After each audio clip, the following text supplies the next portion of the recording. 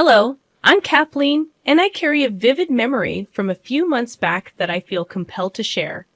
It's a story about recognizing toxic behavior and the importance of standing up against it.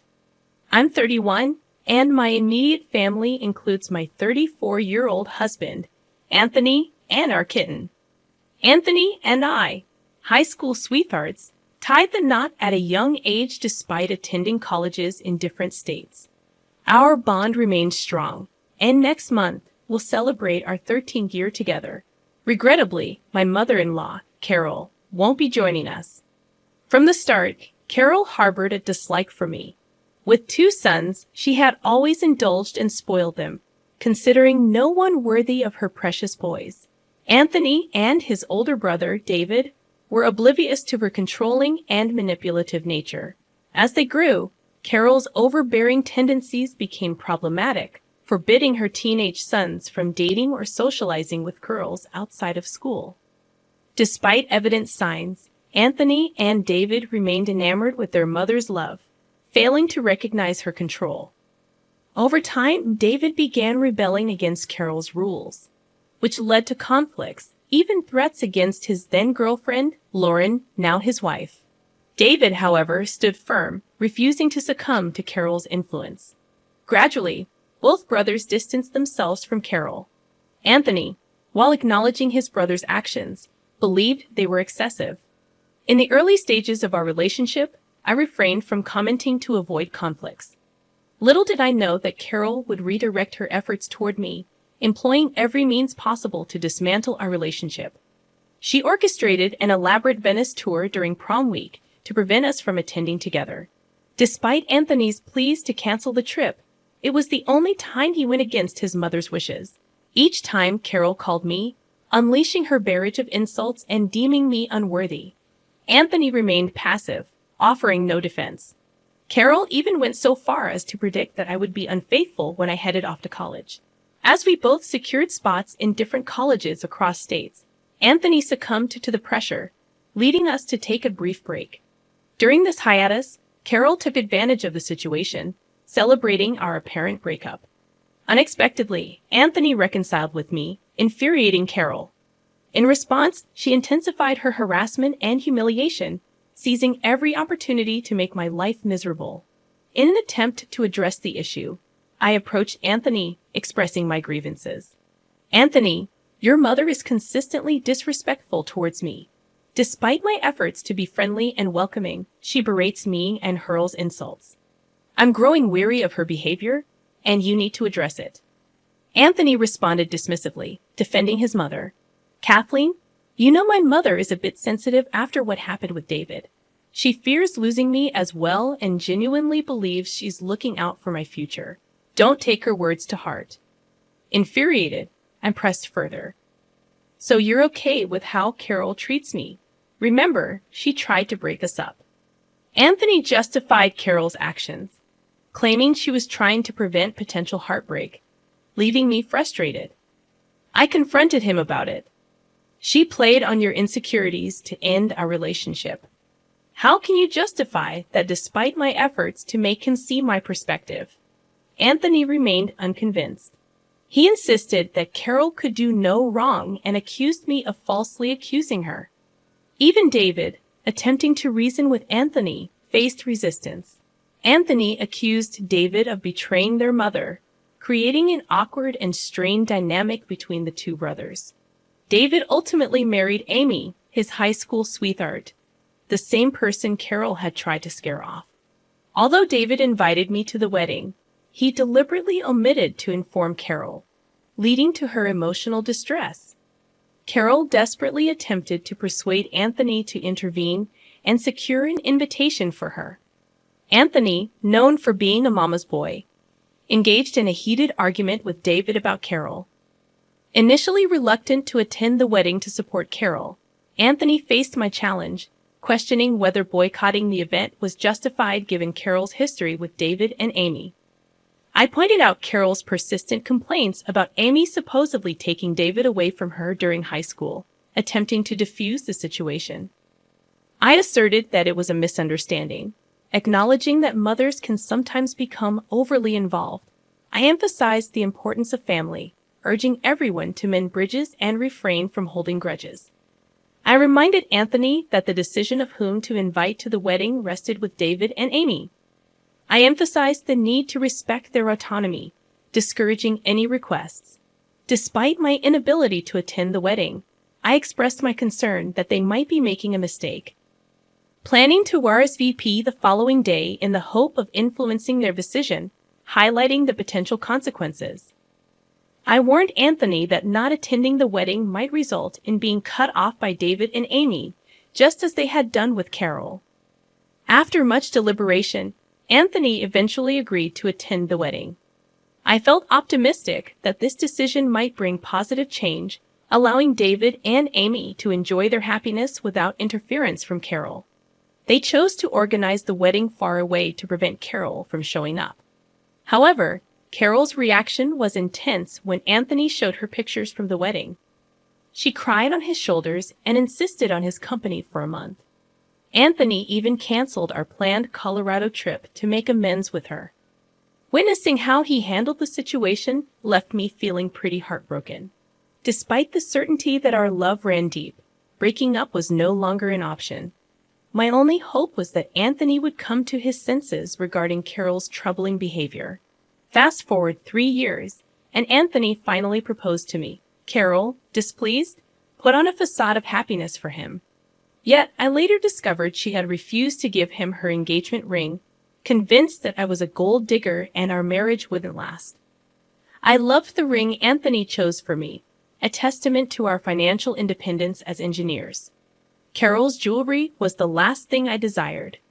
Wedding planning became a nightmare as Carol inserted herself into every aspect, from cake tasting to venue selection. Disapproving of my vintage theme, she deemed it boring and tacky. Despite my indifference, Anthony and I carefully considered every decision. Frustrated, I confronted him, insisting that his mom needed to give us space. This is getting ridiculous. We're the ones getting married, and your mom needs to let us decide on our own. I don't need her input on everything.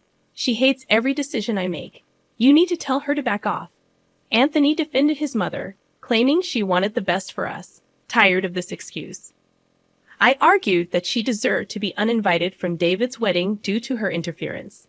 Though we welcomed her presence, her negative remarks about my choices were unacceptable. This was our wedding, and she already had hers. After much coaxing, Anthony finally asked Carol to back off. Though she threw a fit, she toned it down. Unfortunately, Anthony prioritized her choices and made several changes. Initially sad, I recognized it was also his day and chose to go along in some places to avoid further trouble. I had not yet found the courage to stand up for myself, and Anthony seemed lost in a fog, unable to think clearly. The wedding turned into another disaster when Carol showed up in a white dress so sparkly and lacy that it resembled a bridal gown. Fortunately, Anthony recognized the issue and insisted she change before the ceremony. Feigning ignorance, Carol claimed she didn't have another dress.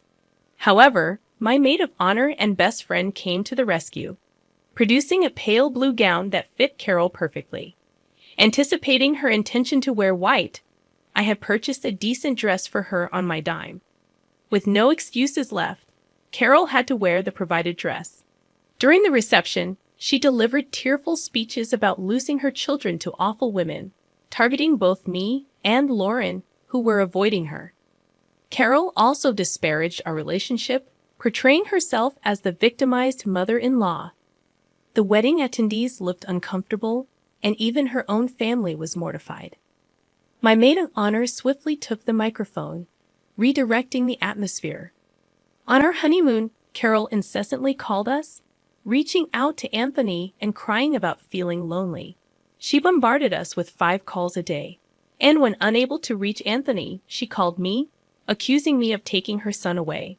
Just a month after the wedding, she insisted that no matter what I did, he would always choose her over me, asserting that he would never love me more than his mama. Attempting to reason with her, I explained that we were on our honeymoon and she needed to stop calling us so frequently. When Anthony's phone died, he went back to our room to charge it, emphasizing that there was no intention of keeping him away from her. Kathleen, it's clear to me how driven you are by greed. Your sole focus is on extracting money from him, ignoring the fact that he supports me financially and genuinely cares for me, something he's been doing since his father passed away a decade ago. Carol, you may be his mother, and it's natural for him to support you. But I am financially stable on my own and have no interest in his money. Stop falsely accusing me of trying to exploit him. Enough with your baseless accusations. You might deceive him, but I see through your intentions. Hand over the phone to my husband. I need to speak with him urgently. During our honeymoon, I endured numerous conversations like this with Kathleen. When we returned home, dealing with her incessant crying became a daily struggle, all because we didn't take her along. Even now, she scolded my husband for going without her. Anthony, as always, did his best to console his mother, overlooking my concerns. I was gradually finding my voice to stand up for myself. Things were relatively stable until a few months ago when I discovered I was pregnant with our first child. Excitement filled us, and Anthony wanted to share the news with Carol immediately. Despite my reservations, I agreed. However, instead of joy, Carol reacted with tears and accusations. She accused me of trapping him with a baby, insinuating that I had cheated on Anthony. Despite my husband's attempts to calm her, she remained obstinate. I grew weary of her dramatic outbursts, which persisted for 3 weeks before she decided to visit us. Carol arrived unannounced, seemingly happy about our baby, showering me with gifts. Anthony was relieved, thinking Carol had finally accepted our child. The truth, however, was far from that. I felt a sense of unease about Carol's newfound happiness and decided to approach the situation cautiously. In the evening, she offered to make us tea, claiming it would help warm me up as the weather was getting chilly. Anthony appreciated her gesture, giving me a triumphant look as if to say, "I told you so." Choosing not to dismiss my concerns, I excused myself and went to the kitchen to check on Carol. I'd observed her preparing tea and adding something from a carton. Both my husband and I are lactose intolerant, using a specific brand of oat milk for our tea. However, Carol was using a different carton that caught my attention. She used oat milk for 1 cup, but opted for the suspicious carton for the other. Initially, I assumed she was merely using a different type of vegan milk for variety. Despite this, my unease persisted when she handed me the suspicious mug. Feeling a sudden panic, I impulsively switched my husband's cup with mine when they weren't looking. We drank tea, and throughout the evening, Carol seemed to smirk at me from across the couch. Fortunately, nothing untoward happened for the remainder of the night. However, in the early hours of dawn, I heard my husband vomiting in the bathroom. He made several trips, and the noise woke me up. After a while, I saw him lying on the living room couch in pain. Concerned, I approached him and inquired about his condition. Carol, emerging from her room, looked worried at the sight of Anthony's distress, breaking into an ugly cry. It suddenly dawned on me. This woman had used cow milk in our tea. I was prepared to confront her, but before doing so, I had to rush Anthony to the hospital. I urgently dialed 911, requesting an ambulance for Anthony, who was experiencing severe stomach pain and was on the brink of passing out. At the hospital, we waited for the medication to take effect. When the doctor arrived for a consultation with Anthony, I brought Carol along.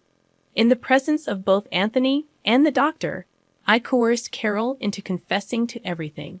She was concerned about her son, so getting her to confess wasn't a challenge. The doctor expressed disappointment and informed us that Anthony needed to be hospitalized for a day. After the doctors left, Anthony seemed troubled.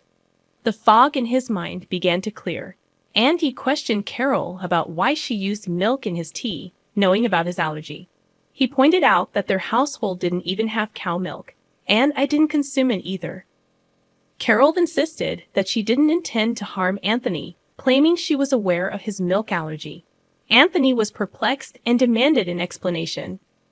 Carol continued sobbing in a corner, prompting me to reveal the truth. I explained that Carol brought cow milk into their home, not for Anthony, but for me. It was not meant for him to consume, and I had switched their cups when Carol wasn't looking, prioritizing the health of our child. It turned out to be the right decision. Anthony, shocked and disbelieving, accused me of lying. He couldn't fathom why Carol would want to hurt him and our child. I urged him to ask Carol for an explanation, emphasizing that I had taken precautions to safeguard our child's health. Carol erupted into a cacophony of wails and screams, reaching such a fever pitch that a nurse had to usher her out, a move no one objected to at that point. Anthony, visibly shaken and traumatized by Carol's actions, apologized profusely and pledged to keep her out of our lives. Witnessing Anthony's pain, I offered comfort as best I could and took him home the following day.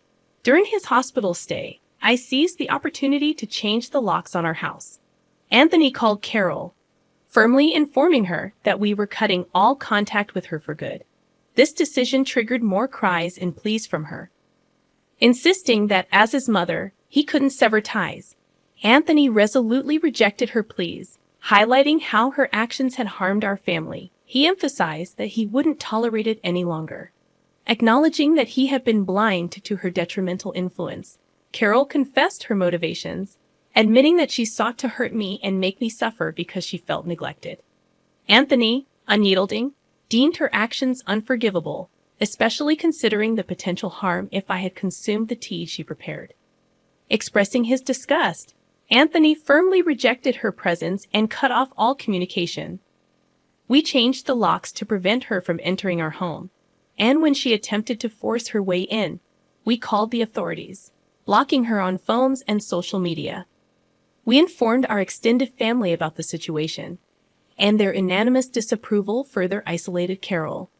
After discussing her actions and reviewing evidence from security cameras and her confession to the doctor, we successfully obtained a restraining order against her. Though she tried to gather information from our extended family, none entertained her demands. We withdrew financial support, prompting her to secure a job at Walmart to support herself. Gradually rebuilding our relationship with David and Lauren, Anthony and David resolved their issues through a heart-to-heart conversation. Lauren and I, already good friends, strengthened our bond further. My husband, having come to his senses, shielded me from Carol's influence, and we eagerly anticipated the arrival of our child, with an agreement not to allow Carol any relationship with our future family. Enjoying the newfound peace in our household after Carol's departure, we considered moving to David City after our child's birth. Uncertain about the future, we remained positive that we would overcome any challenges together.